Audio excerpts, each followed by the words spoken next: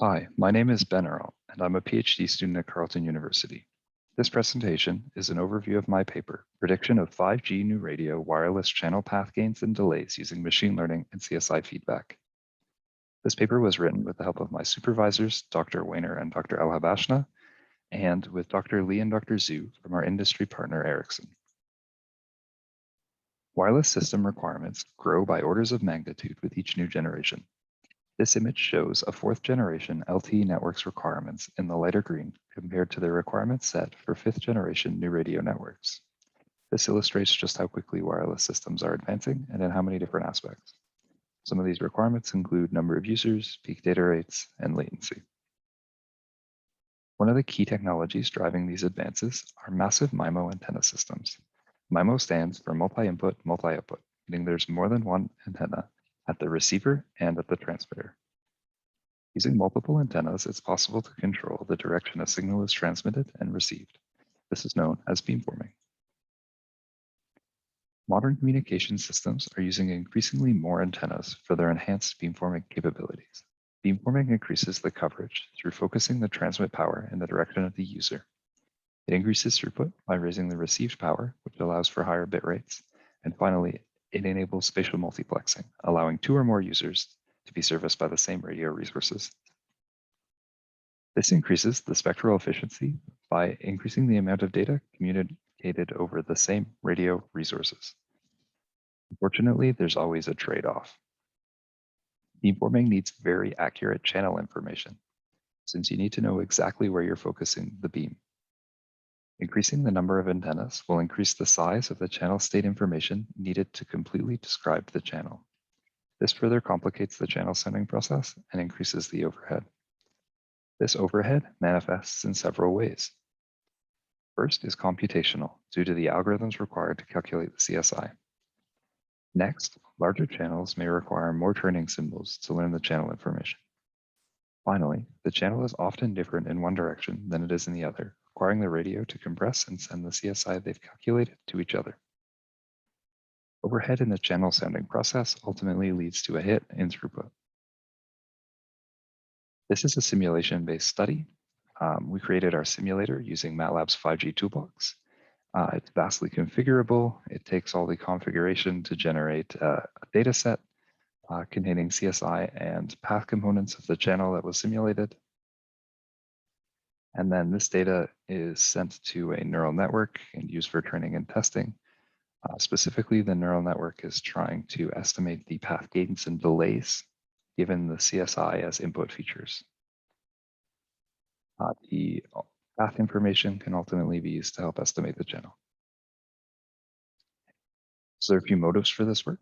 The first is to explore a new way to recover the physical channel from the CSI. Improving the channel estimation process is important for massive MIMO antenna systems. Increasing the accuracy will help support fine-grained beamforming in next-gen networks. And improving their runtime will reduce the overhead and help accommodate fast-changing channels.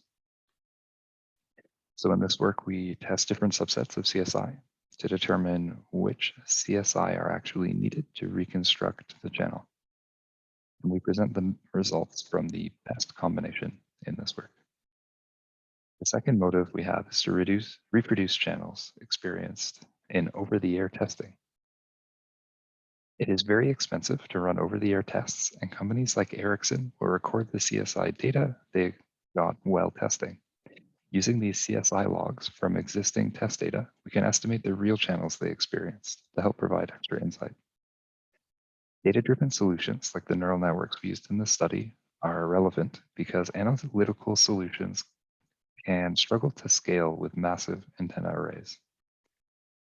They're often mathematical and linear in their implementation, whereas neural networks can be massively parallelized using GPUs, and hopefully we can improve runtime this way. In addition to that, neural networks can also account for nonlinearities in channels, whereas this is more difficult in the mathematical implementation.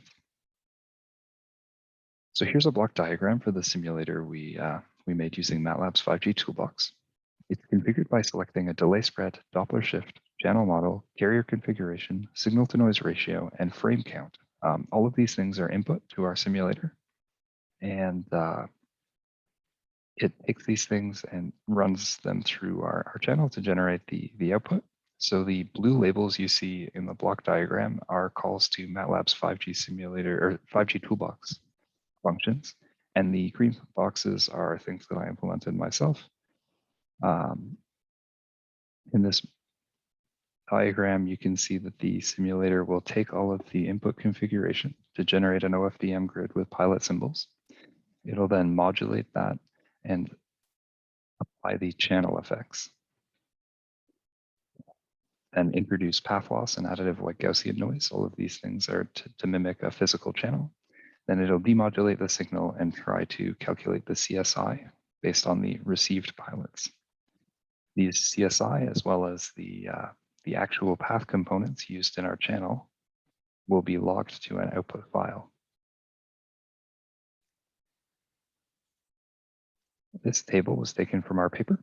It describes each of the columns in the output file. I won't go into detail about all of them, just in the interest of time. However, I do want to point out that each of these columns may have multiple different values, since things like RRI, PMI, CQI, all of the CSI are defined for different antenna pairs and defined for different frequency ranges. So this comes out at having 100 columns or more to actually look at in our analysis. So this is a block diagram to try and show you our neural network. So we offer it all of the CSI we calculated and showed in that previous table as inputs. And we tried different combinations, and this was the combination that provided us the best results. Then the neural network tries to estimate the path gains and path delays for each of the paths from 1 to L. So we actually simulated more paths than we tried to estimate. So the neural network actually only extracts the L most dominant paths. I believe we simulated somewhere on the order of 20 to 30 paths, differing depending on the simulation, and then we estimated about 10.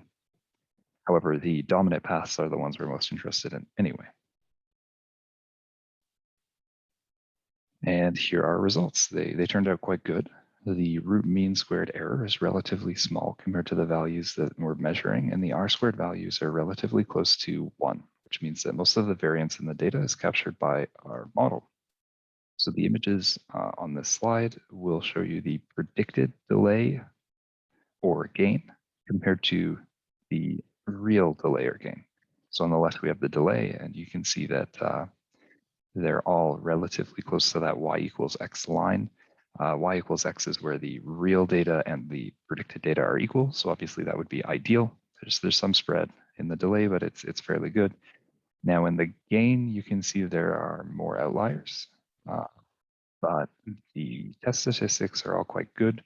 So you can imagine the density of points around the y equals x line is much greater, and those outliers are sort of few and far between. Worth noting that in our initial studies and the ones we wrote this paper on, we were using the preset channel models from 3GPP, and these only offered 5 different preset models, and the preset models each had a specific gain for each of the paths. So that's why there's only 5 different real gain values. However, that will be improved in our future works. So since publishing this paper, we've actually already implemented custom profiles, which give us more flexibility over these channel parameters like gain and the received path angles. So we'll use that to create more diverse data sets and better emulate the real world. We want to look at path angles on top of delays and gains because that's the last component we need to fully reconstruct a channel from our estimates. And in next steps, we want to look at uplink channel reconstruction, not just downlinks. We'll use SRS symbols. And while we conduct that study, we want to try and capture all of the neural network hyperparameter optimization process and compare the different CSI values that we included in a chart. Ideally, we can try and show how different combinations of CSI and different neural network architectures compare so we can find the optimal configuration for our purpose. And that concludes my presentation for today. Thank you for listening.